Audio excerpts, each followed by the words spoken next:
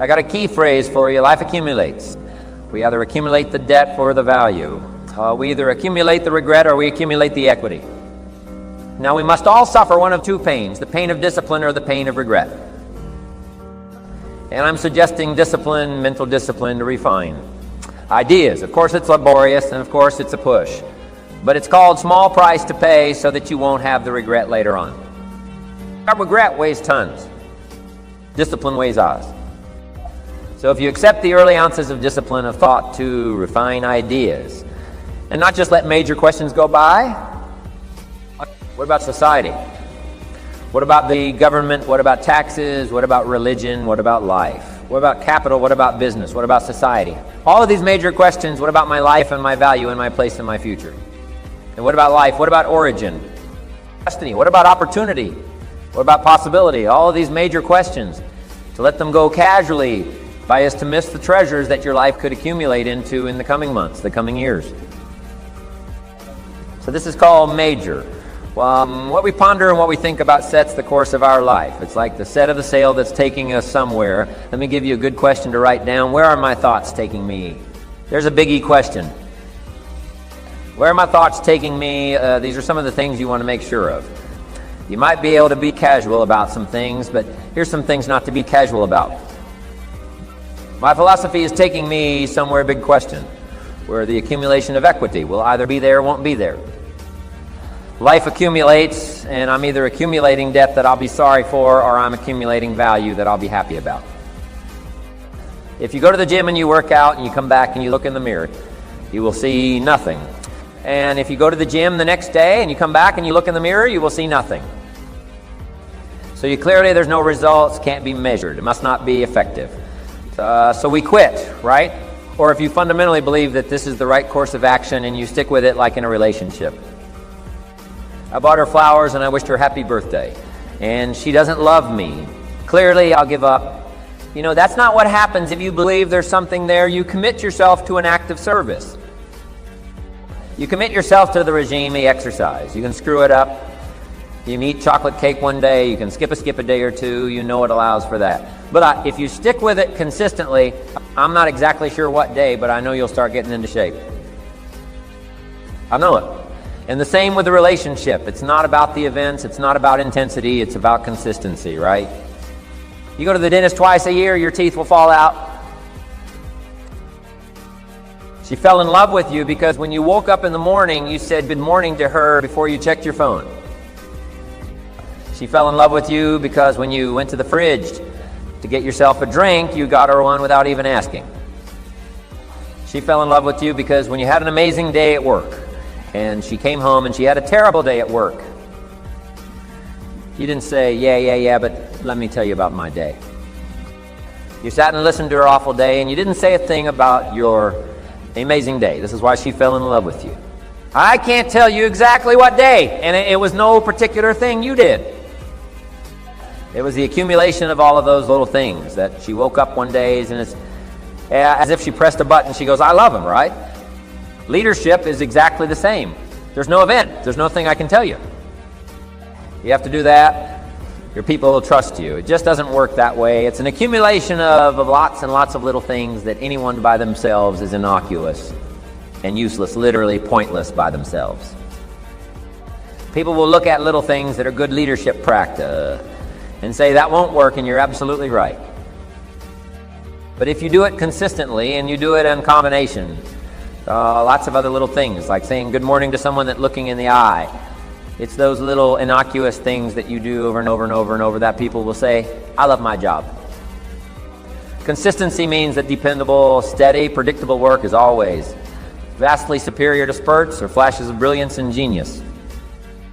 Yet the person who is like the tortoise, who just plods steadily away, old steady Eddie, is always the person who tends to be more successful than the one who flashes here and flashes there, but cannot be counted on over the long term. Be consistent in your relationships. Especially be consistent with your family. Be consistent with your friends. Be consistent with your boss. Be consistent in your work. Make it so that you are the type of person that everybody can depend upon, that people will believe in and they'll depend upon. And they know that if you say something that you'll do it.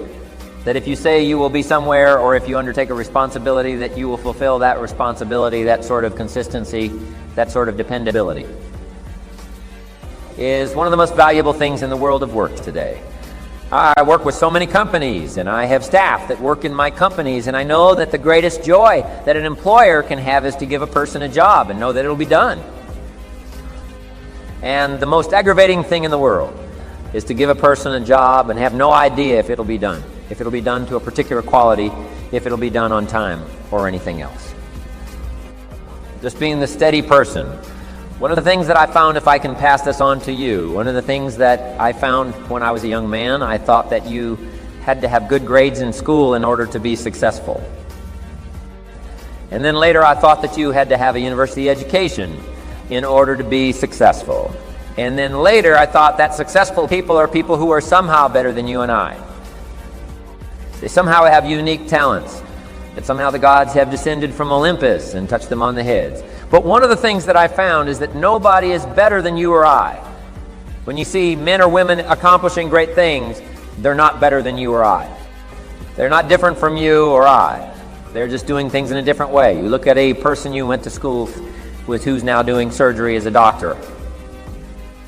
The person is the same person except that they've learned how to do surgery. You look at a person who you went to school with who is now an outstanding success in a particular field. All they've done is learn how to be a success in that field in consistency. There's a law of accumulation in the universe. If I can pass this on, a law of accumulation that says that even though you do 100 things or 1,000 things that you don't see, eventually they accumulate and they gather a force of their own. That every single great accomplishment in life is the result of thousands of minor accomplishments that nobody ever sees. One of the people on the program, Lifestyles of the Rich and Famous, who would become successful as a singer. They said, "Isn't it wonderful that you become so successful as a singer?" She said, "Yes, it's wonderful," she said. "But when I'm up on stage in Las Vegas and I'm making $50,000 a week or whatever happens to be says, nobody sees the 16 years that I spent traveling around, living in a van, singing in cheap honky-tonks, where people throw up on your piano and get drunk on the floor in front. Nobody sees the 16 years of living on the road, living average of less than $5,000 a year. What they see is the person up there on the stage. But every single great success was at one time a failure. And they failed and failed and failed and failed over and over again in all great successes. Their story of failure, failure, failure, failure, failure, outstanding success. Oh boy, ain't he lucky? Isn't that right? Boy, he was lucky. Sure had the right connection. So consistency is important. And even if you don't see yourself getting the results, be consistent. Keep working. Steady, steady, steady, knowing that you're accumulating. You're putting yourself on the side of the angels when you're working consistently. Finally, with regard to consistency, guard your integrity as a sacred thing. As Ralph Waldo Emerson said, nothing at last is sacred, but the integrity of your own mind. Never compromise your integrity for anything, and never compromise your peace of mind for anything you see. Compromising your peace of mind is a way of compromising your integrity. Never do anything that disrupts your peace of mind. If it makes you feel unhappy, get out of it. Don't stay in relationships. Don't stay in jobs. Don't stay in situations that cause your peace of mind to be disrupted, because your peace of mind is the highest good that you have. And a person who practices consistency consistently structures their life. So what they are doing is being true to themselves. What they're doing is living up to the very best that is in them as a human being. And that takes tremendous courage. It takes tremendous courage because it's so easy to go along with the crowd. But you'll never be really happy unless you know that you're being true to yourself. This brings us to a very important mental principle called the law of accumulation. The application of this law is a fundamental reason for success in every field, including yours. This law says that every great life or great career is an accumulation of hundreds and perhaps thousands of efforts that nobody ever sees or appreciates. Great success is the result of countless hours, maybe even months, and years of preparation and hard work toward the goal of becoming very good at what you are doing. This law of accumulation says that life is very much like a balance sheet with both credits and debits. Every time you do something positive to enhance your abilities and to improve your life, you get a credit on the credit side of your ledger. Every time you waste your time or neglect to take advantage of an opportunity to learn and grow, you get a debit on the debit side of your ledger. Here's the key: everything counts. Everything that you do or fail to do is written down and totaled up on your balance sheet. Everything that you do or fail to do counts in some way. Nothing is neutral. Everything is either moving you toward a better life or moving you away from it. Everything counts. A successful, happy, self-confident person is an individual who has consciously and deliberately built up a lot of credits on his or her balance sheet. An unhappy, negative, or insecure person is a person who has a lot of debits on his or her balance sheet. And since the only things that count are your actions, it seems that every positive and constructive action you engage in adds up and increases your levels of self-confidence and self-esteem. Perhaps the most important corollary of the law of accumulation is what is called the law of incremental improvement. This is really the law that explains how you move from wherever you are to the top of your field. This is the law that explains all great success in America or anywhere else in the world. This law simply states that a person becomes good at his or her chosen field by improving incrementally, continuously over a long period of time. My friend Darren Hardy has written a book entitled The Compound Effect, in which he explains how it is that everything positive you do in your life compounds and multiplies, growing with force and power over the months and years. As Einstein said, compounding is the most powerful force in the universe. The law of incremental improvement is your key to an unlimited future of success, prosperity, and self-confidence. It doesn't matter where you're starting from, all that matters is where you're going. As Theodore Roosevelt said, do what you can. With what you have where you are, by applying the law of incremental improvement to yourself and your work, you can begin moving upward toward joining the great ones in your field. If you are doing what you love to do, and you are doing it with all your heart, by engaging in continuous personal and professional improvement, you can begin to move forward at such a rapid rate that it will astonish you. You've heard of the 80-20 rule that says that 80 of the income goes to 20% of the people. Your goal, if you're not already there, should be to join the top 20 in your field. If you're in the top 20 already, your job is to get into the top 10, and the top 5, and then the top 4, and then the top 4, and so on. Your goal should be to be the best. Your goal is to be recognized by those around you as outstanding in your field. Your goal must be to pay any price, overcome any obstacle, and make any effort necessary to become excellent in your chosen career.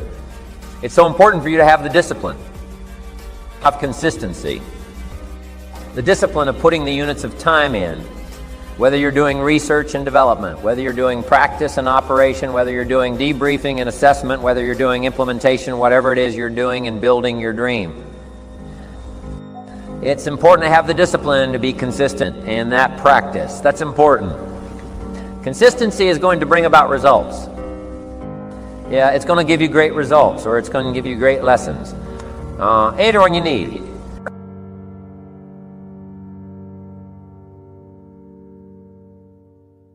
Hey there, it's time to unlock your full potential.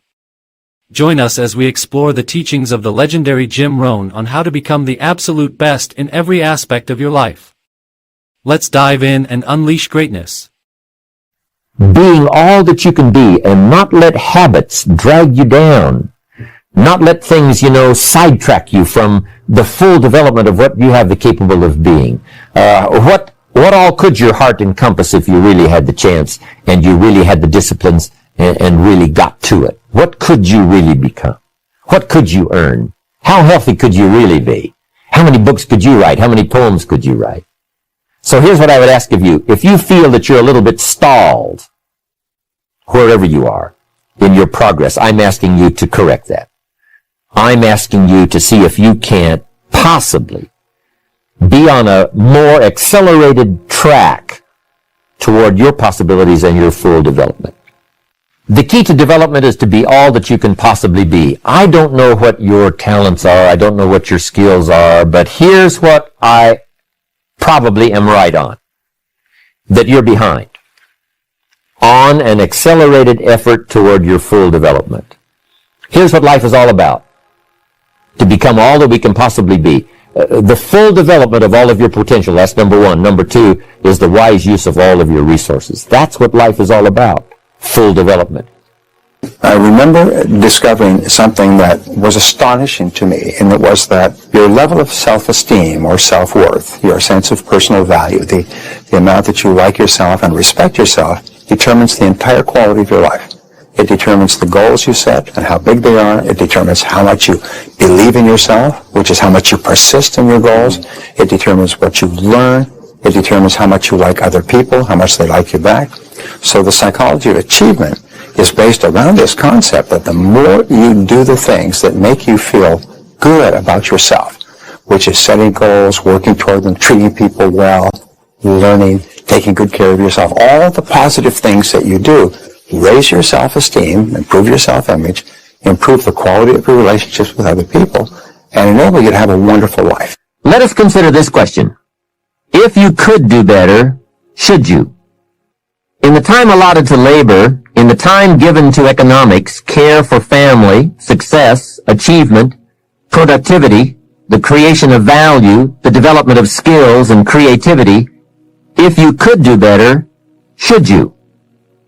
I think that one of the greatest satisfactions of living life to the fullest is doing the best you can with whatever you have. Doing less than your best has ways of eroding the psyche. We seem to be creatures of enterprise. Surely it is the reason for the seasons. The soil and the sun and the rain and the seed all say, "What can you do with us?" The seasons say, "Do you have the genius to make something unique of us?" Life says, "Here's the raw material. What splendid things can you produce from all there is?" So, go for high productivity, the full employment of your genius, the full development of your potential in all areas of your life, including earning money. That is the essence of life. The only change that is really going to dramatically affect your life is you. Mr. Shelf said to me, "Mr. Rohn, if it isn't going well for you, you don't say, 'What's wrong out there?' You say, 'What's wrong in here?'"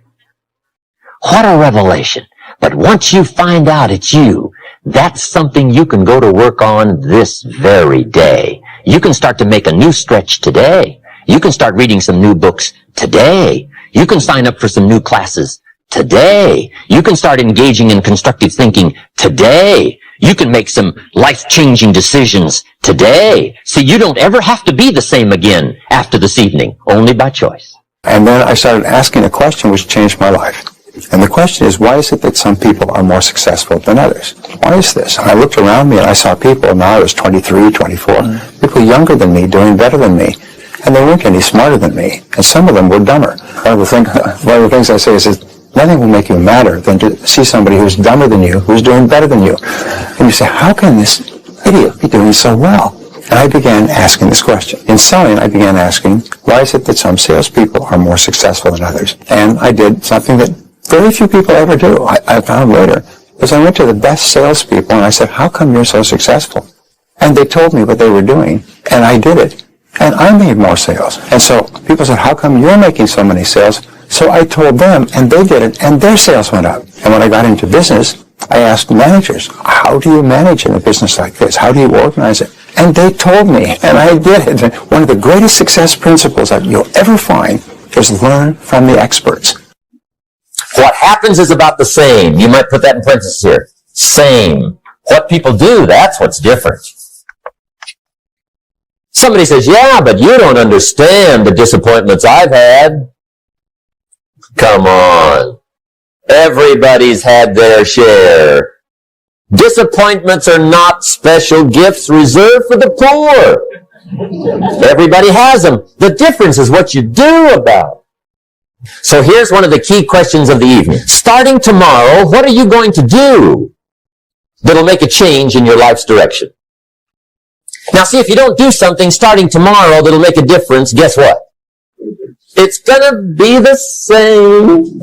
And see, that way you can guess what the next 5 years are gonna be like. Look at the last 5. Because the next 5 are gonna be like the last 5 unless you, major key, tomorrow, change it all. Or change a little, or change something, or don't change. It's choice time. You can do whatever you want. But it's nice to know any day you wish you can change your whole life. And now there's several ways to do that. The first subject he called personal development. We must learn from personal experience. Pretty simple. Learn from what happens to you. Take a look back over the last few months. Did you make some mistakes? How could you correct those for the future? Take a look back over the last year. Have you done it right or done it wrong? Let's correct it for the next year. Mr. Shoaf asked me when I first met him, he said, Mr. Rohn, how are you doing? You've been out there now 6 years. And I said, I'm not doing very well. He said, I suggest you not do that anymore. What a simple, swift analysis to my situation. He said, if you keep doing it, the next 6 years will be like the last 6. You don't want that to happen. Let's make the changes. So learn from your personal experience. Second, other people's experiences. That's me, other people. That's your teacher. That's your friends and colleagues. The people you meet that can pass along to you their experiences, what's happened to them, the mistakes they made, how they corrected them, how they changed their health and changed their bank account and changed their income and changed their future. Other people. Now, there's two kinds of people to learn from. One is failures. It's too bad failures don't give seminars, right? That would be valuable. Have them tell you how they lost it all and threw it all away, threw their health away and threw their friendships away and things didn't work out well. That would be valuable. But now then we must also learn from positive, people that have done well. They've got the health, and so we ask them, how did you become so healthy? They've got the skills, so we ask them, how did you become this skillful? They've got the income, so we ask them, how did you get here in such a short period of time? So now, here's what's important in personal development. In learning from other people, we learn, number one, by observation. We learn what we see. We watch people that are successful in what they do. In sports, we watch their disciplines. In business, we watch their disciplines. Second, we learn by what we hear. Learn by listening. And then listen to the sermon on Sunday morning. Listen to the lectures. Listen to the teacher. Listen to someone who's got something good to say. And then number three is vitally important on personal development, and that is read all the books you can possibly read in your lifetime. Mr. Shoaf got me started on my library. I've got one of the better libraries. And then I started keeping a journal. One of the major things my teacher taught me was to keep a journal. He said, don't trust your memory. If you hear something good, just make a little note and write it down. So I would suggest you do the same. Things that impress you, a poem that impresses you. When you attend a class, some of the ideas that impressed you, jot them down. You read something in a magazine, right? Some ideas. Take those out, put them in your journal. Keep a good journal the rest of your life. This will serve you well. So I want the same thing to happen to you. Value captured that you can resort to later. Go back over it and review it and let it become valuable to you. So that's my first subject, personal development. Work harder on yourself than you do on your job. Develop the skills.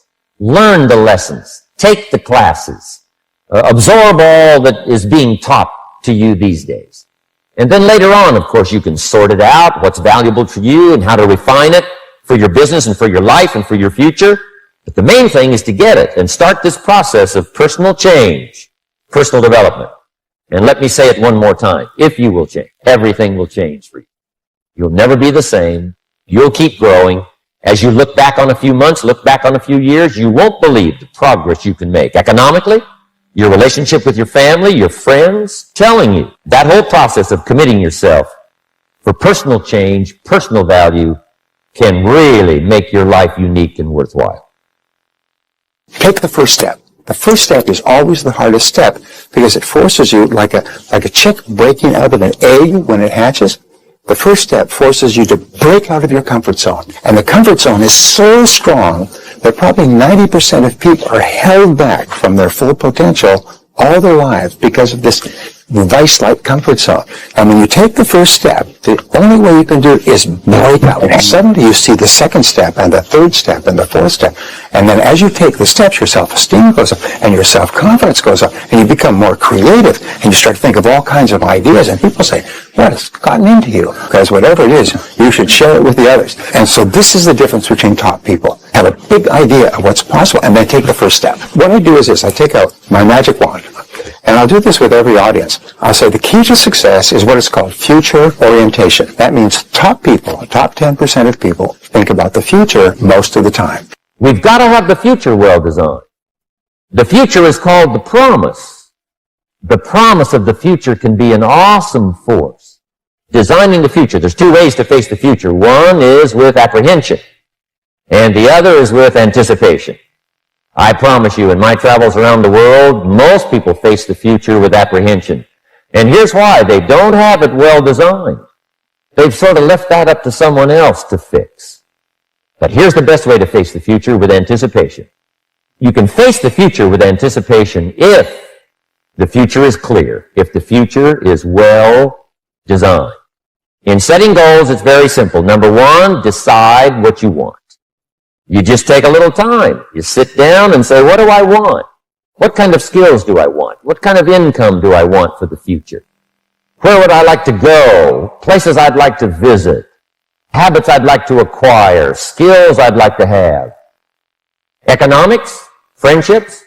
People you'd like to meet? When you've thought about what you want for the future, make a list.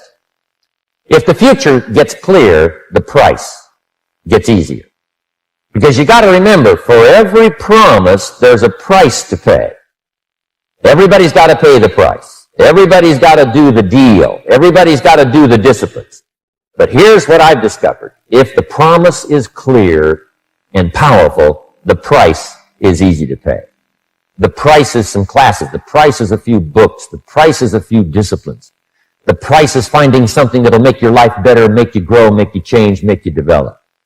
So the first part of the key is to design the promise. Then, what is the price to pay? I'm telling you, the price will be easy. No matter where you are, where you come from. Color doesn't matter, religion doesn't matter, where you grew up doesn't matter, circumstances don't matter. I'm telling you, if you'll make the promise of the future clear for yourself, all of the values of life that you could possibly want, and be serious about it, I promise you it's an easy price to pay. Anybody can pay it. And the best advice I can give you is, if I can do it, you can do it. Farm boy from Idaho, raised in obscurity, I changed my life, turned it upside down, turned it all around, found economics, found future, found promise, and if I can do it, you can do it. They think about the future most of the time, and they practice a concept used by top people called idealization. They idealize, they imagine they have no limitations, and they imagine you could wave a magic wand and make your future perfect in every way. So we say there's 4 areas. The first area is, of course, your income, your career, your work. If it was perfect, if you're earning the kind of money you wanted, doing what you wanted to do with the people you wanted to do it, what would it look like 5 years from now, and how would it be different from today? The same thing we say is with your relationships and your family. If your family life and lifestyle was perfect, how would it be different from today? I just spoke to somebody who asked this question. He was really shocked because he found that he was working 12-hour days. He was seeing his kids once or twice a week. His wife was frustrated and irritated. He'd come home late at night and he'd watch television. And he realized, the reason I'm trying to be successful is so I can provide a good life for my family. And here I am ignoring my family. And see if you can't get a better excitement going for the things you want to accomplish for the future. Now here's a note to make. It's important to make sure that the greatest pull on your life is the pull of the future. Some people let the past pull them back. The past can be like gravity if you let it to pull you back. Some people live in the past. They live in the darkness of the past. They live in the mistakes of the past. They live in the discouragement of the past. They didn't make it, and that affects them for the rest of their life, living in the past. So we don't want the past to pull us back, to live in the past. So make this note, dreams and goals can become magnets. Hello everyone, welcome back to our channel. Get ready to level up your game with Jim Rohn's expert advice on preparing a game plan. Discover practical tips to help you achieve your goals. Let's dive in. A game plan can make all the difference in the world in how your months and years work out for you in terms of both accomplishment and satisfaction. Whether you do business at home, down the street, within the community, or around the world, game plans are essential for maximizing productivity. Here's a phrase worth remembering, and that is, don't start the day until you have it finished. That idea is worth the money.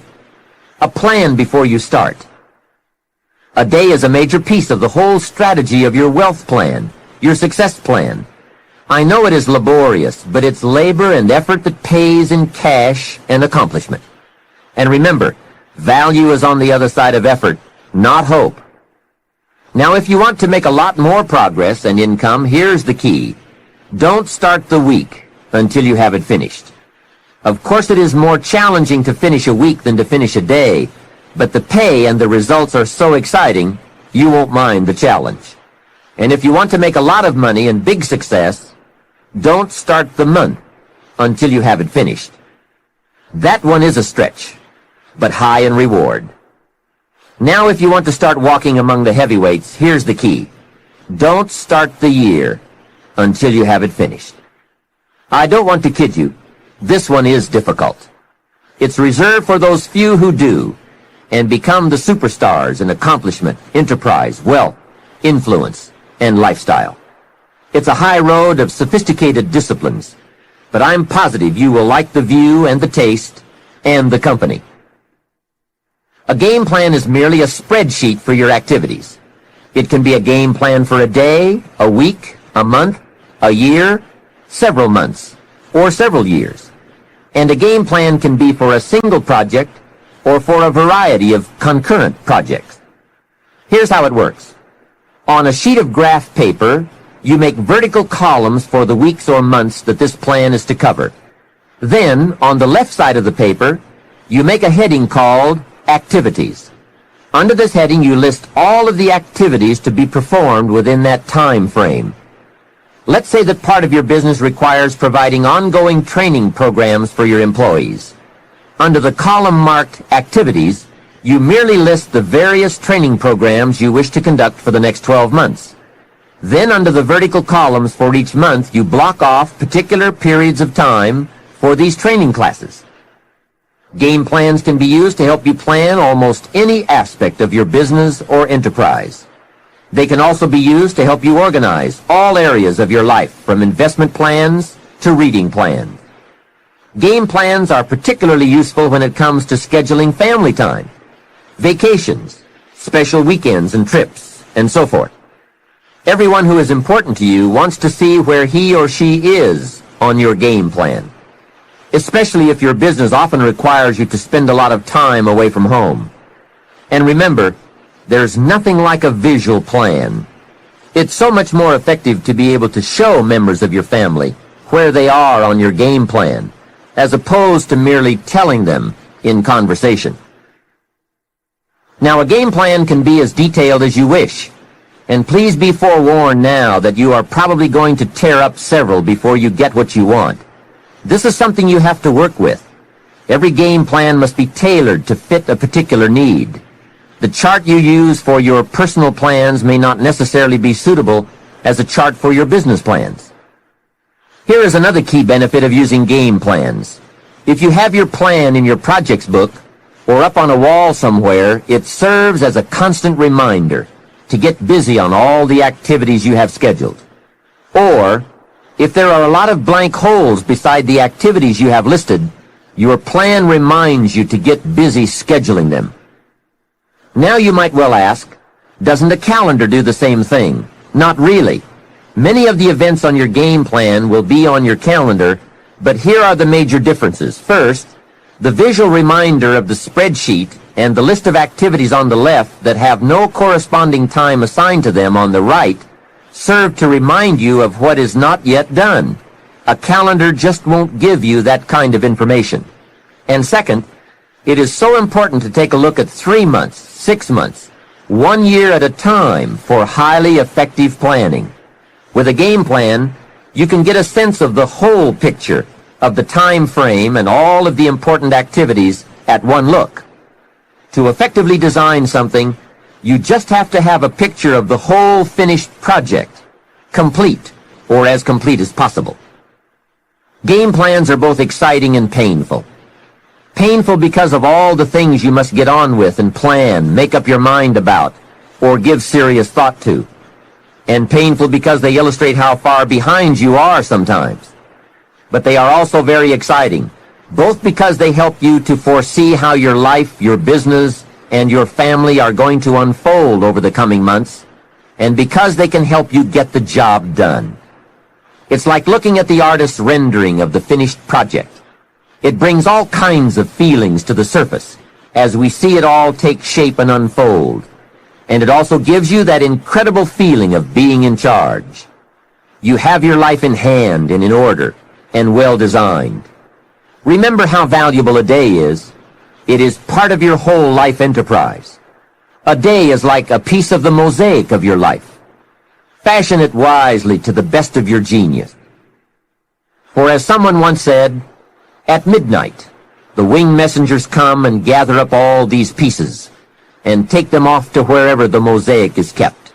And surely on occasion one messenger says to another, wait till you see this one. A well-fashioned day with a beginning and an end, a purpose and a content, a color and a character, a feel and a texture. This well-fashioned day takes its place among the many and becomes a valuable memory and treasure. An equity of experience and spirit and life. And remember, the genius to do all this lies within you. Never forget that. Some people say, if I was as smart as you are, make sure you make the correction in thinking to say, if I had developed as much of my smart as